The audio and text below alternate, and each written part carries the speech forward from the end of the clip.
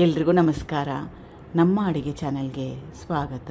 ಇವತ್ತಿನ ವಿಶೇಷ ರುಚಿಕರವಾಗಿ ಆರೋಗ್ಯಕರ ಗರಿಗರಿಯಾಗಿ ಮುಖ್ಯವಾಗಿ ಹಗುರವಾಗಿರೋ ಅಂಥ ರಾತ್ರಿ ಊಟ ಅಥವಾ ಈ ರೆಸಿಪಿನ ಬೆಳಗ್ಗೆ ತಿಂಡಿ ಕೂಡ ಮಾಡ್ಕೊಂಡು ತಿನ್ಬೋದು. ಟ್ರೈ ಮಾಡಿ ನೋಡಿ. ಇದು ಗೋಧಿ ನುಚ್ಚು ಬ್ರೋಕನ್ ಮೀಟ್ ಅಂತ ಸಿಗುತ್ತೆ. ಅಮೆಝಾನಲ್ಲಿ ಕೂಡ ಸಿಗುತ್ತೆ, ಡಿಮಾರ್ಟಲ್ಲಿ ಕೂಡ ಸಿಗುತ್ತೆ. ಸುಮಾರು ಒಂದು 1/4 kg ಹೇಳಿರೋ ಕ್ವಾಂಟಿಟಿಯಲ್ಲಿ ಮಾಡಿಕೊಂಡ್ರೆ ಇಬ್ಬರಿಗೆ ಒಂದೊತ್ತಿಗೆ ಸಾಕಾಗುತ್ತೆ. ಅಥವಾ ನಿಮಗೆ ಗೋಧಿ ನುಚ್ಚು ಸಿಕ್ಕಲಿಲ್ಲ ಅಂದರೆ ಇದಕ್ಕೆ ಬದಲಾಗಿ ಬನ್ಸಿ ರವೆನ ಕೂಡ ಉಪಯೋಗ ಮಾಡ್ಬೋದು. ಸುಮಾರು 2 ರಿಂದ 3 ಸಲ ಚೆನ್ನಾಗಿ ತೊಳಿಬೇಕು, ಕ್ಲೀನ್ ಮಾಡ್ಕೋಬೇಕು. ತೊಳೆದಿದ್ದಾಗಿದೆ.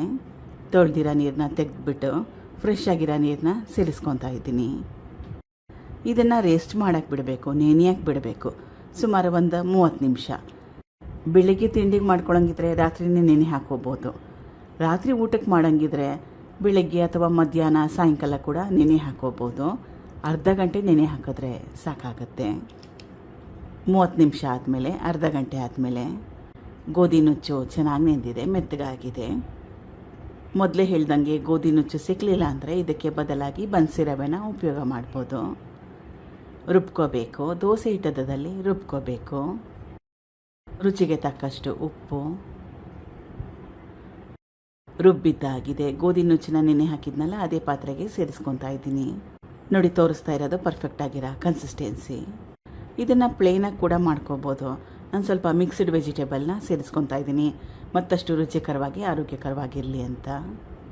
ಇದು ಮುಸ್ಕಿನ ಜೋಳ 1 ಬಟ್ಲಷ್ಟು ಸಣ್ಣ ಬಟ್ಲಲ್ಲಿ.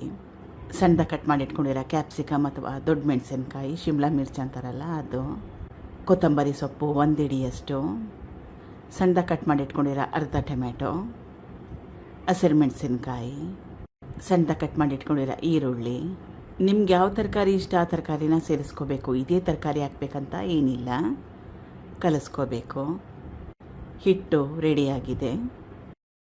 ಹೆಂಚಿನ ಮೊದಲೇ ಕಾಯಿಗೆ ಇಟ್ಕೊಂಡಿದ್ದೆ. ಸ್ವಲ್ಪ ಎಣ್ಣೆ. ಬಿಳಿ ಎಳ್ಳು ಆಪ್ಷನಲ್ ಆಗಿ ಇಟ್ಕೊಳ್ಳಿ, ಹಾಕೊಳ್ಳಿಲ್ಲ ಅಂದರೆ ಪರವಾಗಿಲ್ಲ. ಮನೇಲಿದ್ರೆ ಹಾಕ್ಕೊಳ್ಳಿ, ಇಲ್ಲಾಂದರೆ ಬೇಡ. ತರಕಾರಿಗಳನ್ನ ಜಾಸ್ತಿ ಉಪಯೋಗ ಮಾಡಿರೋದ್ರಿಂದ ತೆಳುವಾಗಿ ಮಾಡಲಿಕ್ಕೆ ಕಷ್ಟ ಆಗುತ್ತೆ. ಸ್ವಲ್ಪ ದಪ್ಪನೇ ಮಾಡ್ಕೋಬೇಕು. ತುಂಬಾ ಜಾಸ್ತಿ ದಪ್ಪ ಮಾಡ್ಕೊಳಕ್ಕೆ ಹೋಗ್ಬೇಡಿ, ಚೆನ್ನಾಗಿರಲ್ಲ. ಸ್ವಲ್ಪ ಮೀಡಿಯಮ್ ಆಗಿ ದಪ್ಪಗಿರಲಿ.